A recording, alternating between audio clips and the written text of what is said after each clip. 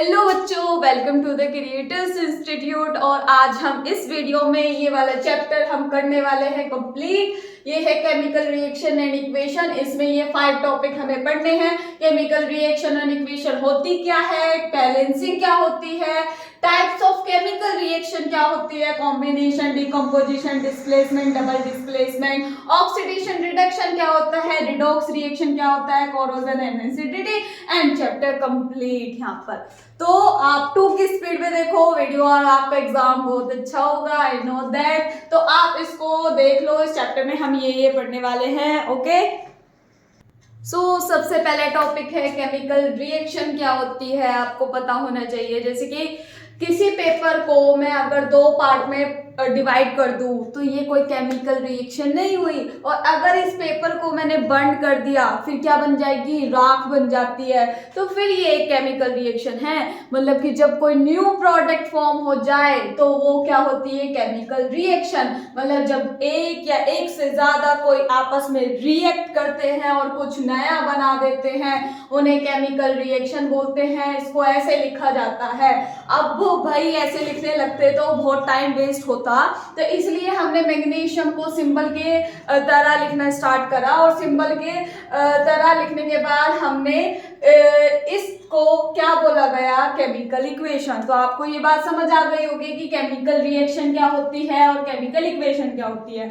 ना time waste करते हुए आगे चलते हैं। बैलेंस केमिकल इक्वेशन हम क्यों करते हैं, क्या जरूरत पड़ी, ऐसे भी तो छोड़ सकते थे ना। तो हमने 9th में law of conservation of mass पढ़ा था। उसमें ये कहा था ना तो हम मास को क्रिएट कर सकते हैं, ना ही डिस्ट्रॉय कर सकते हैं, या ऐसे बोल सकते हो ना ही हम मैटर को क्रिएट कर सकते हैं, ना ही उसको डिस्ट्रॉय कर सकते हैं। तो law of conservation of mass में हमने पढ़ा था मास can neither be created nor be destroyed. तो भाई यहाँ पे हम कुछ यहाँ पे ज्यादा कैसे कर सकते हैं। और एटम बताया था, पहली वीडियो देख लेना जाके, उसमें एटम एलिमेंट सब कुछ बता रखा है। तो इस लॉ की वजह से किसने दिया था, लिवाइजर ने दिया था। 9th में आपने पढ़ाई है। तो इस लॉ के अकॉर्डिंग जितने एटम इतने पार्ट को बोला जाता है रिएक्टेंट और इतने पार्ट को बोला जाता है प्रोडक्ट। तो जितने एटम रिएक्टेंट में होंगे उतने ही प्रोडक्ट में होने चाहिए। जैसे मैग्नीशियम यहाँ 1 है तो यहाँ 1 है, चलो ठीक है। यहाँ पे ऑक्सीजन 2 है तो यहाँ पर 1 कैसे हो सकता है, जब यहाँ पर 2 है तो यहाँ पर भी 2 होने चाहिए। और याद रखना, हम कभी भी हाँ ऐसे 2 नहीं लगा सकते, आगे ही लगाएंगे। यहाँ पे हम 2 ऐसे लिख दिया यहाँ। अब देखो यहाँ पे क्या हुआ, मैग्नीशियम 2 हो गए, तो यहाँ पर भी हमें क्या करना पड़ेगा, 2 लगाना होगा। तो अब ये क्या है, बैलेंस्ड केमिकल इक्वेशन है। ये हमारी बैलेंस ऑलरेडी है। तो आपको मैं अब आगे बताऊंगी कि बैलेंस की एक ट्रिक जो आप जल्दी से कर दोगे। ऐसे 1-2 क्वेश्चन आने वाला है आपके एग्जाम में, तो इसको मैं सिखाने वाली हूँ। जैसे कि चलो रफ करके बताते हो। अब हम बैलेंस्ड और अनबैलेंस्ड केमिकल रिएक्शन सीखेंगे। तो बैलेंस्ड और अनबैलेंस्ड रिएक्शन को ना, जो अनबैलेंस्ड होती है जिसमें रिएक्टेंट के एटम मतलब जितने सी यहाँ है इतने सी यहाँ नहीं होते, मतलब ये दोनों बैलेंस नहीं होती, रिएक्टेंट और प्रोडक्ट दोनों बैलेंस नहीं होते, तो ऐसी इक्वेशन को स्केलेटल इक्वेशन भी कहा जाता है। ओके, अब देखो बैलेंसिंग की ना एक ट्रिक है। अभी आपको लगेगा कि ये तो बहुत लंबा चौड़ा है और हम तो ऐसे ही कर लेंगे, बट एक बार आप समझने की कोशिश करना, फिर तो आपको एग्जाम में कोई कंफ्यूजन नहीं होगी। अब इजी इक्वेशन आ गई तो आप आराम से उसे बैलेंस कर लोगे। वो आपको नॉर्मल सा पता है। पहले हिट एंड ट्रायल मेथड होता है। पहले देखो मैटर को बैलेंस करना होता है। अगर मेटल नहीं है तो छोड़ दो, फिर इसमें नॉन मेटल जो भी होगा है ना, जैसे इसमें कार्बन है फिर उसको बैलेंस करना, तो यहाँ पे इक्वल है। फिर उसके बाद हमें करना होता है बैलेंस ऑक्सीजन को और फिर करना होता है हाइड्रोजन को। ये हिट एंड ट्रायल मेथड का क्या है, एक सीक्वेंस है। इसके अकॉर्डिंग करना चाहो इसके अकॉर्डिंग कर लो, ये आपको पता भी है ना। सीधा सीधा बैलेंस करना कि आपको ये दोनों इक्वल करना है। और आपको पता है हम सिर्फ यहाँ आगे लिख सकते हैं, पीछे कभी ऐसे नहीं लिख सकते कि हम यहाँ पे कुछ लिख दें। हमें सिर्फ यहाँ आगे ही लिख सकते हैं बैलेंसिंग के लिए। ओके, और अब ये वाला मेथड सुनो।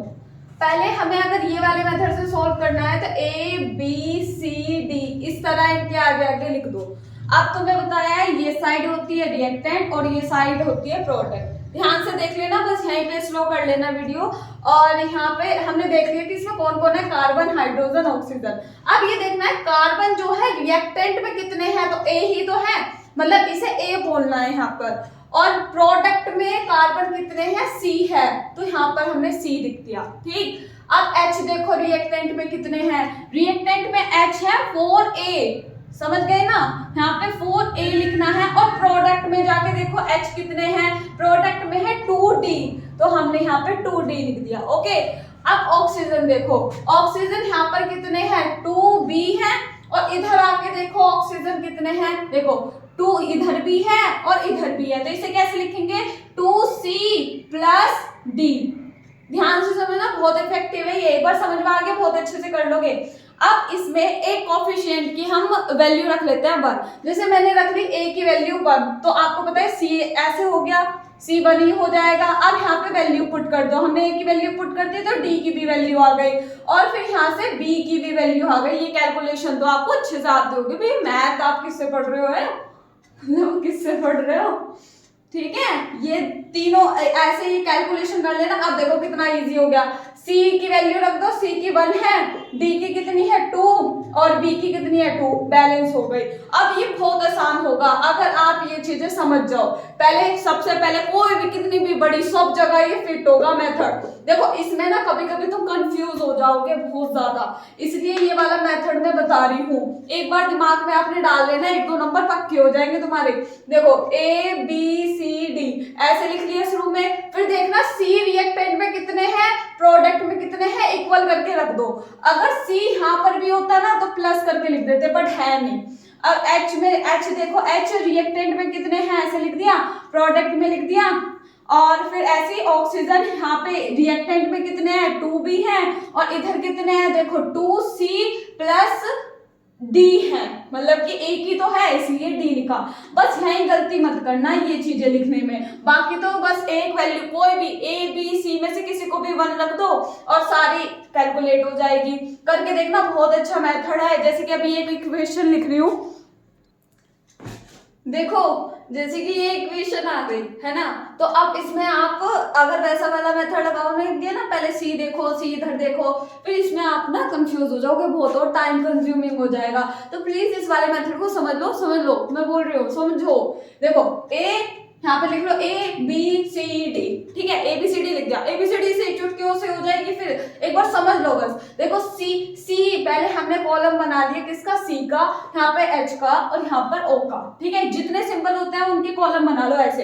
अब देखो C रिएक्टेंट में इधर की साइड कितने हैं, 2A तो है, 2A लिख लिया। इधर की साइड देखो C कितने हैं, सिर्फ एक ही तो है, तो एक के मतलब कौन, C, इसका नाम हमने C दे रखा है ना प्रोडक्ट वाले का, तो यहाँ पे C इक्वल में रख दिया C। ऐसी H देखो इस साइड कितने हैं, इस साइड है 6A और इस साइड कितने हैं 2D, ठीक है। अब ऑक्सीजन देखो, ऑक्सीजन इस साइड कितने हैं 2B है, तो 2B लिख दिया। इस साइड कितने हैं, इधर भी है ऑक्सीजन तो इधर भी है, तो प्लस करके लिख दो। तो यहाँ पर कितने हैं 2C हो गया और यहाँ पर कितना हो गया D, ठीक है, समझ गए। अब कुछ नहीं है, अब सिर्फ एक वैल्यू को 1 रख दो, जैसे कि A को हमने 1 रख दिया तो C 2 आ गया हमारा, फिर यहाँ पे वैल्यू पुट कर दी तो हमारा D 3 आ गया और B रख दिया तो 7/2। और अब आप सोचो कि अब उस मेथड से करते तो 7/2 आप कैसे सोचते, नहीं आ सकता था ना। तो अब देखो यहाँ पे वैल्यू पुट कर दो, इक्वेशन बैलेंस, B की वैल्यू क्या है 7/2 और सॉरी A की वैल्यू तो है 1 और B की वैल्यू कितनी है 7/2 और C की वैल्यू कितनी है 2 और D की वैल्यू क्या है 3। तो बेटा ऐसी ज्यादा मतलब हलवा इक्वेशन नहीं आएगी, तो ऐसी इक्वेशन आ सकती है, तो आप प्लीज ये वाला मेथड समझ लो, आपके लिए बेनिफिशियल है। 1-2 इक्वेशन आप करके देखना, मैं टाइम कंज्यूम आपका नहीं करूंगी, इस तरह से एक बार रिवाइंड करके ये आप देख लेना, एक बार ये समझो अच्छे से, फिर बाकी की जो इक्वेशन है आपके मास्टरमाइंड में या रिहंत में वो सारी आप करके देखो। कुछ कंफ्यूजन हो तो मुझे बता देना, फिर मैं आपकी प्रॉब्लम सॉल्व करूंगी। सो हम बैलेंस केमिकल इक्वेशन पढ़ चुके हैं, आप उसे अच्छे से करना कि बैलेंस क्यों करते हैं, law of conservation of mass की वजह से कैसे बैलेंस करते हैं, वो हो गया। नेक्स्ट टॉपिक है कैरेक्टरिस्टिक ऑफ केमिकल रिएक्शन, मतलब गुण क्या होते हैं, क्या गुण होते हैं केमिकल रिएक्शन होने के, मतलब कैसे पता लगेगा कि कोई केमिकल रिएक्शन हो रही है। तो इवोल्यूशन होता है गैस का, फॉर्मेशन होता है प्रेसिपिटेट का, इवोल्यूशन होता है गैस का निकलना, जैसे कि हम रिएक्शन कर रहे थे मेटल की एसिड के साथ, तो कौन सी गैस निकल रही थी, हाइड्रोजन गैस निकल रही थी, वो हाइड्रोजन का इवोल्व होना, पॉप साउंड अगर करेगा तो हमें पता लग जाएगा कि कोई केमिकल रिएक्शन हो रही है। और अगर क्या होगा कि वो मेटल कार्बोनेट या मेटल हाइड्रोजन कार्बोनेट के एसिड से करा रहे तो CO2 गैस निकल रही थी, आपको याद होगा, तो वो CO2 गैस निकल रही है, उससे एक पहचान हो जाएगी कि वो क्या है, एक केमिकल रिएक्शन हो रही है, कि जब केमिकल रिएक्शन हुई है तभी गैस इवोल्व हुई है। तो पहले कैरेक्टरिस्टिक होती है इवोल्यूशन, कैरेक्टरिस्टिक का मीनिंग होता है गुण, है ना, कि क्या क्या केमिकल रिएक्शन के गुण होते हैं। दूसरा होता है फॉर्मेशन ऑफ प्रेसिपिटेट। अब ये प्रेसिपिटेट क्या होता है, ये होता है इनसॉल्युबल सॉल्ट, जो कि पानी के अंदर नहीं घुलता। जैसे कि मैंने एक बीकर लिया और उसमें पानी डाला और उसमें मैं डाल रही हूँ चोक, तो चोक घुल थोड़ी ना जाती है, नीचे बैठ जाती है, तो जो नीचे बैठ गया है उसे बोलते हैं हम प्रेसिपिटेट, और ये पीपीटी से भी बोला जाता है। समझ गए ये बात। प्रेसिपिटेट क्या होता है, प्रेसिपिटेट होता है इनसॉल्युबल सॉल्ट जो कि नीचे बैठ जाता है, ठीक है, जो घुलता नहीं है। तो कोई पूछे प्रेसिपिटेट क्या है, अब तो एग्जाम में पूछेंगे, तो वो होता है इनसॉल्युबल सॉल्ट, और जो जिस रिएक्शन में प्रेसिपिटेट बनता है उसको प्रेसिपिटेशन रिएक्शन बोलते हैं। ये इंपॉर्टेंट है, जो जो जो चीज इंपॉर्टेंट है जो पूछी गई है वही वही बता रही हूँ, कभी सोचो कि हम नहीं पढ़ रही है, पढ़ो, क्योंकि अब एग्जाम है परसों।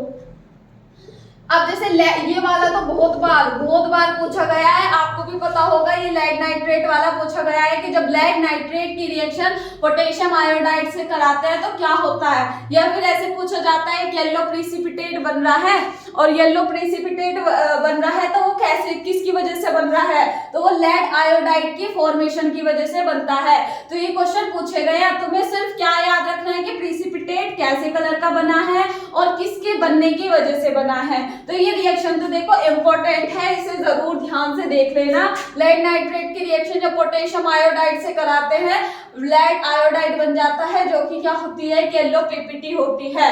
अब ये होता है तुम्हारा लाइम वाटर। लाइम वाटर मैंने बताया था, जब AQ लिखा हुआ, AQ मीन्स क्या होता है, वाटर, ठीक है, तो ये क्या है, लाइम वाटर। और जब इस लाइम वाटर में हम CO2 को पास कराते हैं तो क्या बनता है, कैल्शियम कार्बोनेट, जो कि क्या होता है, व्हाइट पीपीटी। ओके, अब ये भी पूछी जा सकती है कि व्हाइट पीपीटी बनना है या कुछ इसका, तो तुम्हें एक तरह से प्रेसिपिटेशन रिएक्शन का ध्यान होना चाहिए। जैसे कि कलर बहुत इंपॉर्टेंट है, वो तुमसे कलर में तुम्हें ऐसे तुम कंफ्यूज हो जाओगे बहुत ज्यादा कलर में, तो जितने मैं पढ़ा रही हूँ वो पढ़ो तुम कलर, बाकी देखी जाएगी और आएंगे। तो कॉपर सल्फेट की जब, अब देखो ये मैंने पढ़ाया है, हाइड्रोजन सल्फाइड गैस में से रोटन एग जैसी स्मेल आती है, तो ये चीजें लिंक करा करो जो पीछे पढ़ लिया है। अब कॉपर सल्फेट की जब इससे रिएक्शन कराते हैं तो कॉपर सल्फाइड बन जाता है, जो कि क्या है, एक ब्लैक पीपीटी होता है, ठीक है, ये चीज तुम्हें समझ आ जानी चाहिए। और ये जो बैरियम क्लोराइड की जब हम सोडियम सल्फेट से रिएक्शन कराते हैं तो बैरियम सल्फेट बनता है, जो कि व्हाइट पीपीटी है। तो भाई ये समझ लेना कि मैं कोई अपने पास से रिएक्शन तुम्हें एक्स्ट्रा नहीं बता रही हूँ, जो कि एग्जाम में पूछी गई है वो मैं तुम्हें बता रही हूँ, जो भी मैंने तुम्हारे सैंपल पेपर वगैरह देखे हैं। बाकी ये वाला क्वेश्चन भी पूछा गया है, चेंज इन कलर वाला, कि किसी भी केमिकल रिएक्शन में कलर में चेंज आता है, तो ये वाला पूछा गया है। अब इसे आपने पढ़ा भी नहीं होगा, ये होता है पोटेशियम परमैंगनेट KMnO4, 12th में आओगे या 11th में भी मिलेगा तुम्हें। ये पोटेशियम परमैंगनेट एक स्ट्रॉन्ग ऑक्सीडाइजिंग एजेंट होता है, इसका कलर होता है पर्पल, लेकिन अगर हम इसमें एसिड डालेंगे, सिट्रिक एसिड डालेंगे, तो इसका कलर जो पर्पल से वो क्या हो जाएगा, कलरलेस, क्या हो जाएगा, पर्पल से कलरलेस हो जाएगा। अब पोटेशियम डाइक्रोमेट का फॉर्मूला होता है ये, पोटेशियम डाइक्रोमेट का कलर होता है ऑरेंज, और अगर हम इसमें SO2 सल्फर डाइऑक्साइड डालेंगे तो इसका कलर ऑरेंज से ग्रीन में चेंज हो जाएगा।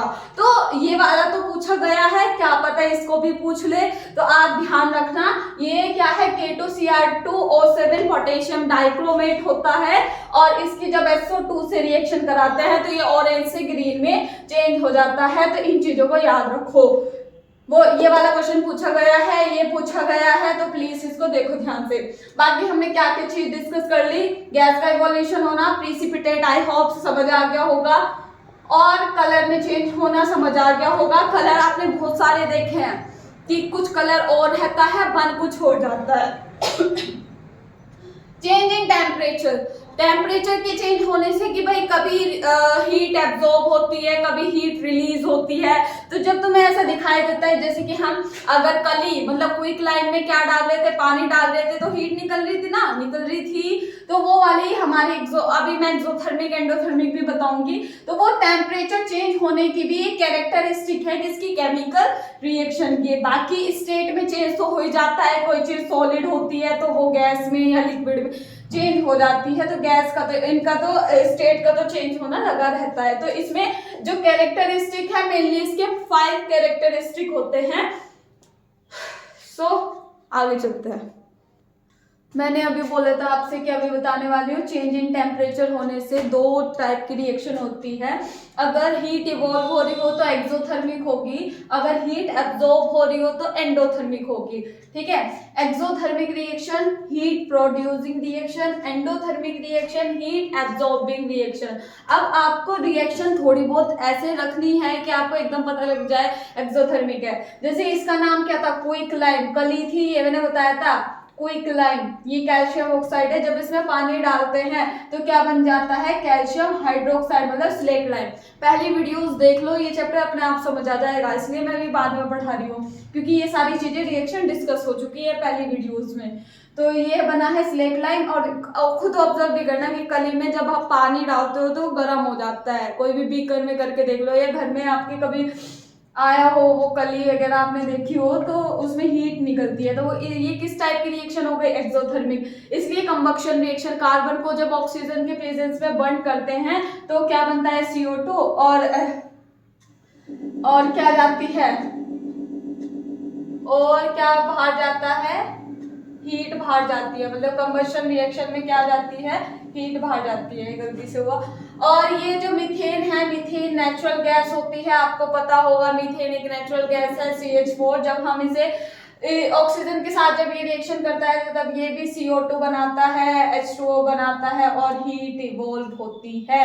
ओके, आगे चलते हैं हम क्या, रेस्पिरेशन रिएक्शन। रेस्पिरेशन जो हमने खाना खाया, खाना किस फॉर्म में खाया, कार्बोहाइड्रेट की फॉर्म में। जब हमने कार्बोहाइड्रेट की फॉर्म में खाना खाया तो हम ऑक्सीजन लेते हैं, रेस्पिरेशन लाइफ प्रोसेस में पढ़ा होगा, ऑक्सीजन लेते हैं, फिर वहां पे जाके क्या होता है, ये ग्लूकोज पाइरुवेट में चेंज हो जाता है और फिर CO2 बनती है बॉडी में, H2O बनती है, एनर्जी बनती है ATP के फॉर्म में। तो एनर्जी निकल तो रही है ना, मैं बोल पा रही हूँ, क्यों, क्योंकि मेरे अंदर रेस्पिरेशन प्रोसेस हुआ है और मुझे एनर्जी आ रही है जिसकी वजह से मैं आपको पढ़ा पा रही हूँ। तो ये वाली भी कैसी रिएक्शन हुई, एक्सोथर्मिक। अब आते हैं एंडोथर्मिक। एक और बात अगर आप ऐड करना चाहो, कॉम्बिनेशन रिएक्शन में मोस्टली हीट इवॉल्व होती है, अगर थोड़ा बहुत लिंक करना चाहो। और एंडोथर्मिक रिएक्शन जिसमें हीट एब्जॉर्ब होती है, इसमें डिकम्पोजिशन रिएक्शन। डिकम्पोजिशन रिएक्शन में हमेशा कुछ ना कुछ एब्जॉर्ब करती है डिकम्पोजिशन रिएक्शन। अगर ऐसे समझना चाहो, समझ पा रहे हो तो समझ लो, वरना ऐसे समझो। एंडोथर्मिक रिएक्शन में क्या होती है, हीट एब्जॉर्ब होती है। जैसे ये मर्क्यूरिक ऑक्साइड होता है, ये हीट को एब्जॉर्ब करता है और फिर क्या बना लेता है, Hg और O2 जब हम इसको हीट करते हैं। ठीक है, और फिर है ये क्या तुम्हारा AgCl, ये कौन होता है, सिल्वर क्लोराइड। जब इसे सनलाइट मिलती है, सनलाइट को एब्जॉर्ब कर लेता है तो किसमें बदल जाता है, Ag और Cl में।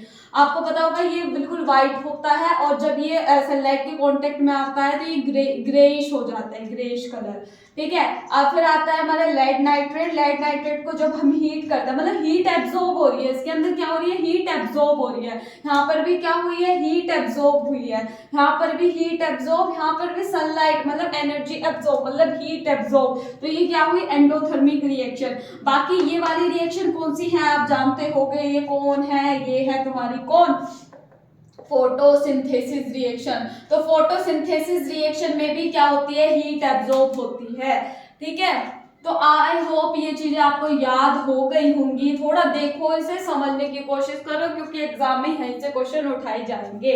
और यहाँ पे ये जो NO2 बना है, इससे ब्राउन फ्यूम्स निकलती है, ब्राउन फ्यूम्स। तो इस चैप्टर में से ना मोस्टली कलर वाले क्वेश्चन उठाए गए हैं। तो अगर मैं आपको बता रही हूँ कि इसमें NO2 ब्राउन कलर होता है, तो ये आपको पकड़ने वाली बात है। तो ये चीजें आप बिल्कुल अच्छी तरह अपने अभी बिल्कुल याद कर लो। इसलिए मैं बहुत शॉर्ट वीडियो बनाने की कोशिश कर रही हूँ, ताकि आपको कम टाइम में सारी चीजें समझ आए। अब नेक्स्ट टॉपिक है टाइप्स ऑफ केमिकल रिएक्शन। इसमें सबसे पहले टॉपिक है कॉम्बिनेशन रिएक्शन। कॉम्बिनेशन रिएक्शन उसे बोलते हैं जब दो रिएक्टेंट आपस में जुड़ने के बाद एक प्रोडक्ट फॉर्म करते हैं। दो कोई चीजें आपस में मिली, प्रोडक्ट फॉर्म करा, मतलब A+B क्या बनेगा, AB। तो ये सारे इसके कॉम्बिनेशन रिएक्शन की एग्जाम्पल हैं। जैसे कि ये कौन है, क्विकलाइन में पानी डाला, ये तो बहुत बार आ गई, रिएक्शन याद हो जानी चाहिए। ये क्या बना है हमारा, स्लेट लाइन, और हीट इवॉल्व हुई है। बर्निंग ऑफ कोयल, और जब ये H2 और O2 मिलते हैं, ये भी कॉम्बिनेशन है। मीथेन मतलब नेचुरल गैस को जब हम बर्न करते हैं, ये भी क्या है, एक कॉम्बिनेशन रिएक्शन है। और जब हम इसको क्या नाम है इसका, ग्लूकोज को बर्न करते हैं, मतलब खाना खाते हैं तो एनर्जी बाहर निकलती है, मतलब ये वाली भी कॉम्बिनेशन रिएक्शन होती है। आपस में कंबाइन होके कुछ नया प्रोडक्ट बन रहा है, ये होती है कॉम्बिनेशन रिएक्शन।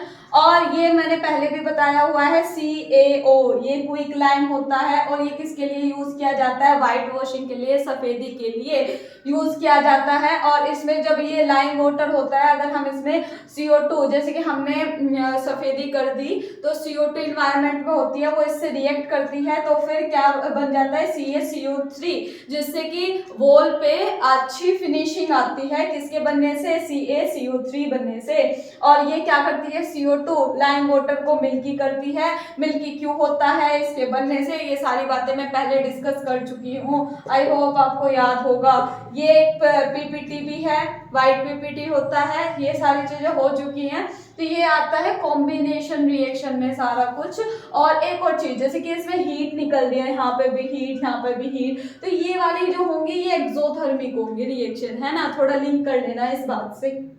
अब आगे चलते हैं, ये होता है डिकम्पोजिशन रिएक्शन। जब कोई प्रोडक्ट हो और वो टूट जाए एक से ज्यादा सब्सटेंसेस में, तो उसे हम डिकम्पोजिशन बोलते हैं। जस्ट इसका अपोजिट होता है कॉम्बिनेशन रिएक्शन का, जस्ट अपोजिट डिकम्पोजिशन रिएक्शन होता है। ये मेनली 3 टाइप के होते हैं। एक तो thermal decomposition, electrolysis, photolysis. Means thermal decomposition किसे बोलते हैं, जो हीट की वजह से कोई सब्सटेंस टूट रहा है, हम हीट दे रहे हैं और सब्सटेंस टूट रहा है, तो वो थर्मल। इलेक्ट्रोलाइसिस किसे बोलते हैं, जब इलेक्ट्रिसिटी हम दे रहे हैं और वो टूट गया हो, तो वो इलेक्ट्रोलाइसिस होता है। फोटोलाइसिस हम किसे बोलते हैं, जब हम लाइट के प्रेजेंस में कुछ चीजें टूट जाती हैं, तो उन्हें बोलते हैं हम क्या, फोटोलाइसिस। तो 3 टाइप की मेन डिकम्पोजिशन रिएक्शन होती है, थर्मल, इलेक्ट्रोलाइसिस, फोटोलाइसिस। अभी इसमें हम थर्मल पढ़ने वाला है। थर्मल में देखो, मैं फिर बोल रही हूँ, कलर का ध्यान रखना, एकदम कॉपी में नोट हो जाने चाहिए। फेरस सल्फेट का होता है ग्रीन कलर। अब यहाँ पे ये देखो, ये बात नोट करने की है क्या, कि जो फेरस सल्फेट के जो सॉल्ट फॉर्म में होता है ना, तो सॉल्ट फॉर्म में उसमें 7 मोल होते हैं वाटर के, तो ये जिसकी वजह से उसका कलर ग्रीन होता है। अगर इन 7 मोल को हटा दिया जाए तब तो उसका कलर व्हाइट होता है, लेकिन तुम याद रखो ग्रीन होता है। ये एसिड बेस वाली वीडियो में भी बताई थी मैंने, सोल्ट वाली वीडियो में। अब देखो, फेरस सल्फेट को जब हम हीट करते हैं तो क्या बनता है, फेरिक ऑक्साइड बनता है, जो कि एक ब्राउन कलर का सब्सटेंस बनता है, फेरिक ऑक्साइड। और फिर ये SO2 बाहर जाती है और SO3 बाहर जाती है। तो आई होप ये आपको समझ आ गया होगा। कलर इंपॉर्टेंट है, रिएक्शन आई हुई है काफी बार, प्लीज इसे ध्यान से देखो। अब इसकी ये बात हो गई। अब इसकी देखो, ये जो है लेड नाइट्रेट, ये होता है कलरलेस। लेड नाइट्रेट का कलर क्या होता है, कलरलेस। तो ये चीजें कलर जो है इनके जैसे जैसे मैं बताते जा रही हूँ, इनको नोट करते जाओ। लेड नाइट्रेट का कलर कलरलेस होता है। जब हम इसको हीट करते हैं तो ये बनता है लेड ऑक्साइड। अब लेड वाली वो रिएक्शन अलग है, उसमें पोटेशियम आयोडाइड था, लेड वो वाली अलग है प्रिसिपिटेशन, कभी इससे लिंक कर दो। ये डिकम्पोजिशन रिएक्शन है, इसमें एक प्रोडक्ट है और जो कि एक से ज्यादा सब्सटेंसेस में टूट रहा है। तो लेड नाइट्रेट का कलर होता है कलरलेस। जब हम इसको हीट करते हैं तो ये लेड ऑक्साइड में टूट जाता है जो कि येलो कलर का होता है। यहाँ पे पीटी नहीं बन रहा, यहाँ पे येलो है बस इसका कलर, कि जब हम इसको हीट करते हैं तो कलर क्या हो जाता है, येलो। कलरलेस है, येलो हो गया। और NO2 अभी पीछे भी बताया कि NO2 की ब्राउन कलर की फ्यूम्स निकलती है। अब ये क्या होता है, कैल्शियम कार्बोनेट, इसे पता है तुम्हें क्या बोलते हो, क्या बोलते हो इसे, कैल्शियम कार्बोनेट को लाइमस्टोन। जब तुम इसे हीट करोगे तो कैल्शियम ऑक्साइड बनेगा और CO2 बाहर जाती है।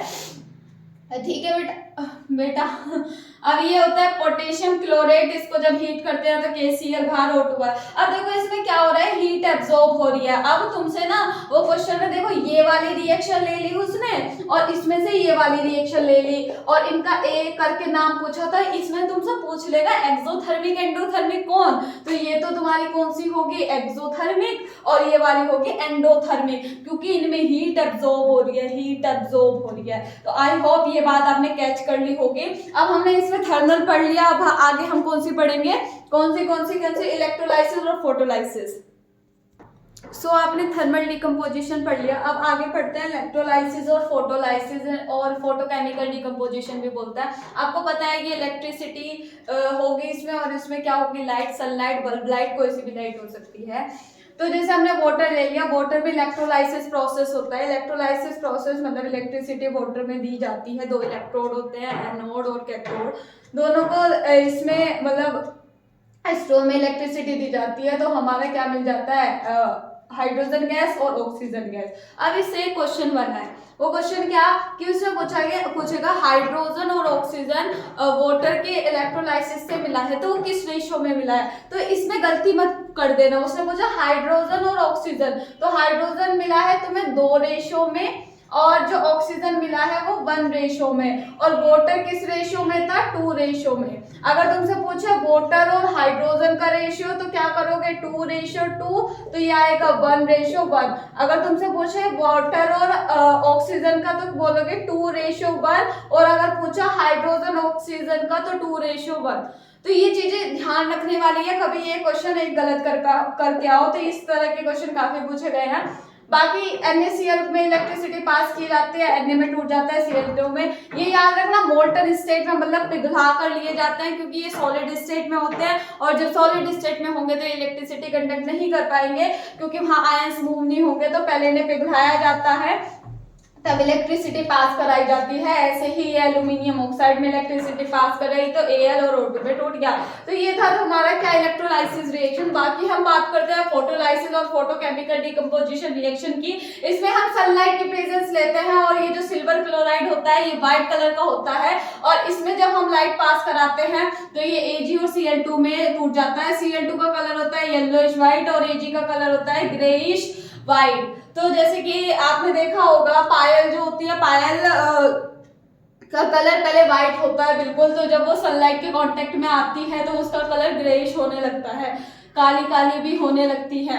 तो बाकी ये है हमारा सिल्वर ब्रोमाइड, इसका कलर होता है पेल येलो, और ये जब सनलाइट के कांटेक्ट में आता है, लाइट के कांटेक्ट में आता है तो Ag और Br2 में टूट जाता है। Br2 का कलर होता है रेड ब्राउन, और इसका जो Ag का होता है वो तुम्हारा ग्रेइश व्हाइट हो जाता है। दोनों के कलर सेम है, याद रखना, बस इनके डिफरेंट है, ये चीज ध्यान रखना। AgBr का यूज करा जाता है व्हाइट एंड ब्लैक फोटोग्राफी में। बहुत सारे बच्चे AgCl लगा देंगे, पर नहीं लगाना, AgBr पे टिक करना है। ओके, तो ये आपका डिकम्पोजिशन रिएक्शन हो गया। अब क्या बचा है, displacement reaction, double displacement reaction, वो करते हैं हम।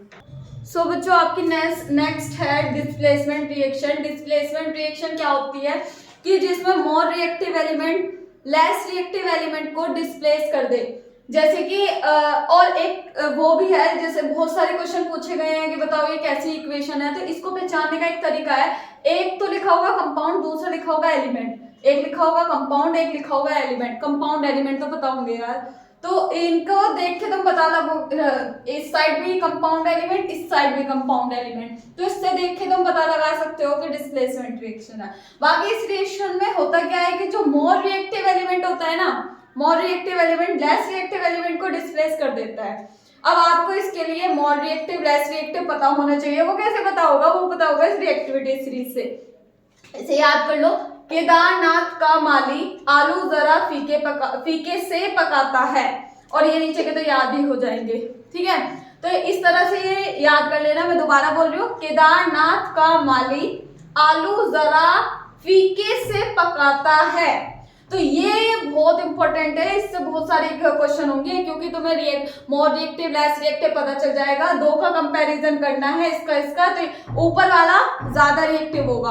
तो सोडियम और कैल्शियम में से कौन ज्यादा रिएक्टिव? सोडियम। अब जैसे कि ये रिएक्शन देखो, इसमें आपको क्या देखना है? जिंक का कॉपर से देखना है। तो जिंक कहाँ है इसमें? देखो जिंक ये रहा, और कॉपर कहाँ है इसमें? ये रहा। तो जिंक ऊपर है तो जिंक ज्यादा रिएक्टिव हुआ, तो ये इसकी जगह से इसको हटा देगा और क्या बना लेगा? ZnSO4 और Cu बाहर। अब मेन बात क्या है, आपको कलर जरूर याद रखने हैं। कलर बहुत ज्यादा इंपॉर्टेंट है, कलर से क्वेश्चन बनेंगे। तो CuSO4 का कलर क्या है? ब्लू, और जिंक का होता है सिल्वरी व्हाइट। भाई इतना तो याद कर लोगे आज में आप। तो इसको जब ये रिएक्शन हो जाती है ना, तो कलर कलरलेस हो जाता है। क्वेश्चन पूछा जाएगा कि कोई जिंक रोड डाली और उसका कलर कलरलेस हो गया, व्हाई? तो आप बताओगे zinc is more reactive than copper, that's why colour colourless हो गया, ठीक है। और ये Cu का कलर होता है रेड। अब सीधे यहाँ पे देखो, यहाँ पे Cu है, यहाँ पे आयरन है, तो आयरन ऊपर है, इस वजह से ये इसको डिस्प्लेस कर देगा। मोर रिएक्टिव है, लेस रिएक्टिव को इसको इसकी जगह से हटा देगा और खुद लग जाएगा और Cu को बाहर कर देगा। तो कलर याद रखना, इसका कलर होता है ब्लू, इसका होता है ग्रीनिश। कैसा कलर होता है? ग्रीनिश। तो फेरस सल्फेट का कलर कैसा होता है? ग्रीनिश। पहले भी आ गया ये फेरस सल्फेट, तो ग्रीनिश कलर होता है इसका। फिर ये CuCl2 का कलर होता है ग्रीन। और देखो लेड कहाँ है? लेड और Cu का कंपैरिजन करो, ये रहा लेड और ये रहा Cu। तो लेड ज्यादा रिएक्टिव है, तो ये लेड इसको डिस्प्लेस कर देगा, तो क्या बन जाएगा? PbCl2। और अब PbCl2 बनने की वजह से कलर हो गया कलरलेस और Cu बाहर। बाकी अब ये जो सिल्वर नाइट्रेट है, कलर पहले भी आ गया है, कलर मैं बोल रही हूँ बार बार नोट करते रहो। तो इसमें Cu देखो, Cu Ag से ज्यादा रिएक्टिव है, यहाँ पे Ag से ज्यादा रिएक्टिव है कौन? कॉपर। देखो यहाँ पे Ag ये रहा और कॉपर ये रहा, तो कॉपर ऊपर है तो ये ज्यादा रिएक्टिव है, तो ये Cu Ag को डिस्प्लेस कर देगा और क्या बना लेगा? Copper nitrate. और ये होता है ब्लू सॉल्यूशन। कभी ये सोचो Cu तो वीक ही है, वीक नहीं है भैया, ये रिएक्टिविटी सीरीज याद कर लेना। तो ये था आपका डिस्प्लेसमेंट रिएक्शन। आई होप आप इसे देखते ही बता दोगे कौन सी डिस्प्लेसमेंट है, कौन सी कॉम्बिनेशन, कौन सी डिकम्पोजिशन। अब बाकी आपकी बचती है कौन सी? Double decomposition. Sorry, double decomposition नहीं, डबल डिस्प्लेसमेंट हम इससे आगे अब पढ़ने वाले हैं, ठीक है। ये आपको क्लियर हो गया होगा, हमने कौन कौन सी केमिकल रिएक्शन पढ़ ली। तो एक्सोथर्मिक एंडोथर्मिक उसमें इन्वॉल्व हो गया था, कॉम्बिनेशन, डिकम्पोजिशन और डिस्प्लेसमेंट पढ़ लिया। अब आगे हम डबल डिस्प्लेसमेंट पढ़ने वाले हैं, तो ये आप अच्छे से देख लो। अब आगे चलते हैं। अब आगे चलते हैं डबल डिस्प्लेसमेंट रिएक्शन पे। ये रिएक्शन कैसी होती है? इसमें दो कंपाउंड होंगे, पहचान मैं बता रही हूँ, दो कंपाउंड लिखे होंगे और इधर भी कंपाउंड ही मिलेंगे तुम्हें दोनों। जैसे कि AB कोई कंपाउंड है, CD कोई कंपाउंड है, ये आपस में अपने आयंस को एक्सचेंज कर लेते हैं। मतलब A तो C के साथ चला जाएगा और B किसके साथ चला जाएगा? D के साथ। तो AC और BD बन गया, कोई न्यू सब्सटेंसेस बन गए। तो ये वाली रिएक्शन डबल डिस्प्लेसमेंट रिएक्शन होती है, क्योंकि डबल डिस्प्लेसमेंट हो रहा है। ये पहले वाले में सिंगल डिस्प्लेसमेंट हो रहा था, यहाँ पे डबल डिस्प्लेसमेंट होता है। ये मैंने पहचानना बता दिया, कैसे आप पहचानोगे।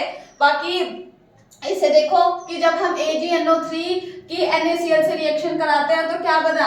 Ag ने Cl के साथ अपना बॉन्ड बना लिया और Na ने NO3 के साथ बॉन्ड, मतलब पुराने बॉन्ड टूट के नए बॉन्ड बन जाते हैं।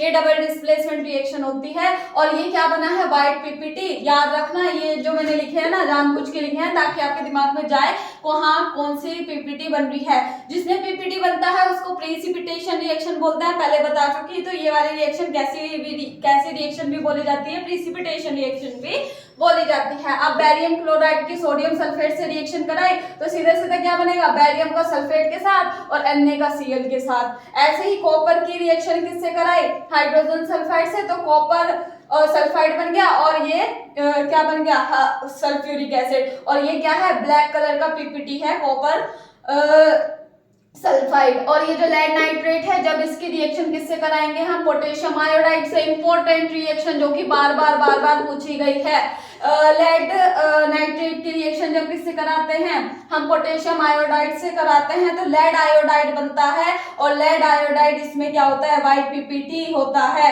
ये रिएक्शन बार बार पूछी गई है, तमीज में अच्छे से समझ लेना है इसको, ठीक है। तो आपका यहाँ पर डबल डिस्प्लेसमेंट भी खत्म होता है। अब आगे हम किसके बारे में पढ़ेंगे, ऑक्सीडेशन, रिडक्शन, रिडॉक्स रिएक्शन। अब हम पढ़ते हैं ऑक्सीडेशन और रिडक्शन क्या होता है। देखो ऑक्सीडेशन हम वो बोलेंगे जिस रिएक्शन में ऑक्सीजन ऐड हो रही हो या हाइड्रोजन का रिमूवल हो रहा हो, उसे बोलेंगे ऑक्सीडेशन। रिडक्शन हम किसको बोलते हैं, जिसमें हाइड्रोजन का एडिशन हो रहा हो और ऑक्सीजन का रिमूवल। याद रखना ऑक्सीडेशन में क्या याद रखो, ऑक्सीजन प्लस हो रही होगी और क्या माइनस हो रहा होगा, फिर हाइड्रोजन। इसमें क्या याद रखो, हाइड्रोजन प्लस हो रही होगी तो माइनस क्या हो रही होगी, ऑक्सीजन। तो दो चीज याद रख लो, बाकी खुद हो जाएगी। तो ये एग्जांपल है किसका, ऑक्सीडेशन का। जैसे सोडियम की ऑक्सीजन से रिएक्शन कराए तो सोडियम ऑक्साइड बन गया।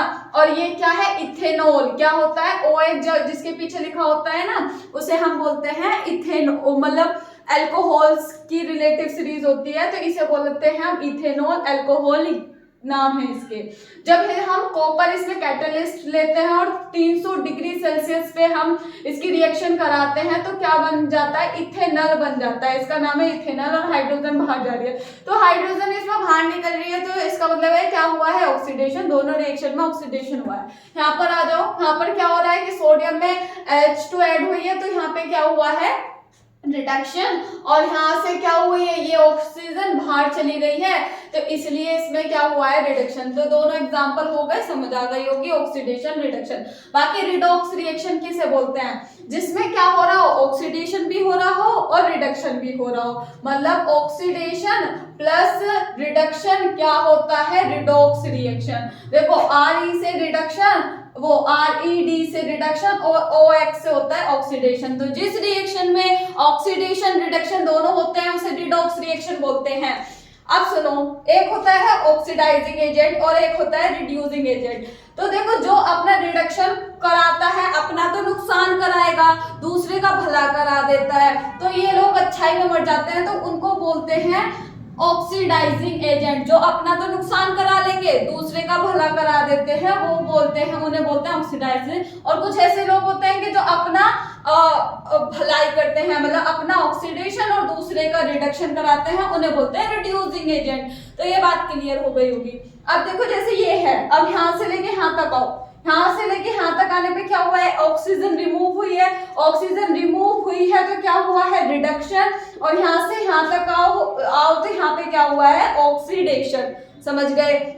CuO ने अपना क्या कराया है, रिडक्शन। तो ये कौन हुआ, ऑक्सीडाइजिंग एजेंट। यहाँ पे H2 ने अपना क्या कराया है, ऑक्सीडेशन। तो ये H2 कौन हो गया, रिड्यूसिंग एजेंट। ठीक है, ये अपना ऑक्सीडेशन करा रहा है, अपने पास वाले का रिडक्शन करा रहा है, इसलिए H2 इसमें क्या है, रिड्यूसिंग एजेंट। और ये CuO क्या है, इसमें ऑक्सीडाइजिंग एजेंट। तो आपको इसी तरह से करके देखना है। और इसमें पूछा जाएगा कि कौन रिड्यूस हुआ है, कौन ऑक्सीडाइज हुआ है। तो आप देखो CuO वो रिड्यूस हुआ है किसमें, Cu में, और H2 किसमें, ऑक्सीडाइज हुआ है H2O में। और इस रिएक्शन में CuO क्या है, ऑक्सीडाइजिंग एजेंट, और H2 क्या है इसमें, रिड्यूसिंग एजेंट। अभी और एग्जांपल आपको बताती हूँ, देखो इसको ध्यान से देखो। H2S से यहाँ पर आने पे क्या हुआ है, यहाँ पे हाइड्रोजन का रिमूवल हुआ है, और हाइड्रोजन का रिमूवल होता है तो उसे क्या बोलते हैं, ऑक्सीडेशन। यहाँ पे क्या हुआ है, हाइड्रोजन ऐड हुई है तो रिडक्शन। तो जो अपना ऑक्सीडेशन कराते हैं वो कौन होते हैं, रिड्यूसिंग एजेंट, और जो अपना रिडक्शन करा लेते हैं वो क्या होते हैं, ऑक्सीडाइजिंग एजेंट। ठीक, अब यहाँ पर आओ, यहाँ पे ZNO से यहाँ से आओ, यहाँ पे क्या हुई है, ऑक्सीजन रिमूव, ऑक्सीजन रिमूव हुई है तो क्या होगा, रिडक्शन, और यहाँ से लेके यहाँ तक का हो तो यहाँ क्या होगा, ऑक्सीडेशन। यहाँ पर इसने अपना क्या कराया है, खुद का रिडक्शन। खुद का रिडक्शन जो कराते हैं वो कौन होते हैं, ऑक्सीडाइजिंग एजेंट, और जो अपना ऑक्सीडेशन कराते हैं वो क्या होते हैं, रिड्यूसिंग एजेंट। इस रिएक्शन में और यहाँ MnO2 से यहाँ पे आने पे क्या हुआ है, ऑक्सीजन रिमूव हुई है तो यहाँ हुआ है रिडक्शन, और यहाँ पर क्या हुआ है, H2 का रिमूवल हुआ है तो यहाँ पर क्या हुआ, ऑक्सीडेशन। जो अपना रिडक्शन कराते हैं वो कौन होते हैं, कौन होते हैं, वो होते हैं ऑक्सीडाइजिंग एजेंट, और यहाँ पर इसने HCl ने अपना क्या करा लिया है, ऑक्सीडेशन, तो ये कौन होगा, रिड्यूसिंग एजेंट। आई होप आपको ये समझ आ गया होगा। पूछा जाएगा कि कौन रिड्यूस हुआ है तो H2S ऑक्सीडाइज हुआ है S में, Cl2 रिड्यूस हुआ है HCl में। इसमें ऑक्सीडाइजिंग एजेंट कौन है, रिड्यूसिंग एजेंट है। अब मुझे लग रहा है ये आपको क्लियर हो गया होगा। ठीक है, तो आगे ये रिडॉक्स कंप्लीट। अब आगे हम पढ़ते हैं कोरोजन और रेंसिडिटी। अब हम पढ़ते हैं कोरोजन एंड रेंसिडिटी। मतलब ये ऑक्सीडेशन रिडक्शन की वजह से ये इफेक्ट आता है हमारे इन्वायरमेंट में। कोरोजन क्या होता है, ये ऐसा फिनोमिना है जिसमें मैटर को खा लिया जाता है, मतलब मैटर खराब हो जाता है। किसके थ्रू, एयर, वाटर, एटमॉस्फेयर के थ्रू क्या हो जाता है, मेटल बिल्कुल खराब हो जाता है। उस फिनोमिना को हम कोरोजन बोलते हैं। जैसे आयरन पे जंग लग जाना, रस्ट लग जाना, तो जैसे आयरन ऑक्सीजन रहता है एनवायरनमेंट में और वाटर की वजह से क्या होता है, रस्ट बन जाता है, जिसका फॉर्मूला है ये। X इसलिए लिखा क्योंकि वाटर के मोल कितने भी हो सकते हैं। तो ये क्या होता है, हाइड्रेटेड आयरन ऑक्साइड, जो कि क्या है, रस्ट का फॉर्मूला है, जंग का फॉर्मूला। ऐसे कॉपर जो होता है, कॉपर पे ग्रीन कलर की कोटिंग हो जाती है एटमॉस्फेयर से, जब ऑक्सीजन और CO2 और वाटर ये सब रिएक्ट करते हैं तो ये बन जाता है बेसिक कॉपर कार्बोनेट। ठीक है, बेसिक कॉपर कार्बोनेट, समझ गए। तो ये कोरोजन था हमारा। और रेंसिडिटी क्या होती है कि ये एक ऐसा प्रोसेस होता है कि जिसमें हमारे जो ऑयल, फैट या खाने की चीजें होती हैं उनमें ये ऑक्सीडेशन हो जाता है, ऑक्सीजन रिएक्ट हो जाती है, जिसकी वजह से खाने का टेस्ट बेकार होने लगता है, अच्छा नहीं लगता, बकवास सा लगता है, और फाउल, मतलब फाउल मीन्स गंदी स्मेल आती है काफी ज्यादा। इससे बचाने के लिए हम क्या एंटीऑक्सीडेंट यूज करते हैं, जैसे चिप्स, कुरकुरे, इन सब के पैकेट हम कभी सालों साल पुराने चिप्स, कुरकुरे खा लेते हैं। क्यों? क्योंकि उनके अंदर नाइट्रोजन गैस भरी होती है। नाइट्रोजन गैस क्या करती है, प्रिवेंट करती है ऑक्सीडेशन होने से, तो इसलिए हम खा लेते हैं। ऐसी अचार जब बनाते हैं तो उसे टाइट किसी डब्बे में बंद करते हैं। क्यों? क्योंकि अगर आप टाइट रखोगे तो वो मतलब जल्दी खराब नहीं होगा, क्योंकि एयर से बचाना है हमें। अगर एयर के कांटेक्ट में रख लिया तो खराब हो जाएगा। बाकी रेफ्रिजरेटर में हम रखते हैं, जैसे सब्जी हमने बना ली दिन में तो हम सोच रहे हैं कि शाम को भी खा ले, तो हम रख देता है ताकि हम शाम को खा लें। तो एयर टाइट कंटेनर और लाइट से अवे करके फूड को रखते हैं। ये आप कर दोगे मुझे जितना लगता है। सो आपका ये चैप्टर कंप्लीट हो गया है। इसमें एक भी चीज मैंने नहीं छोड़ी है। बाकी आपको कोई भी क्वेरी हो तो मुझे कमेंट करके बता देना, और प्लीज इस वीडियो को शेयर करो, सब्सक्राइब करो, and thank you so much, आपने ये वीडियो देखी, अपना इतना टाइम मुझे दिया, thank you so much. Okay, next video में मिलते हैं।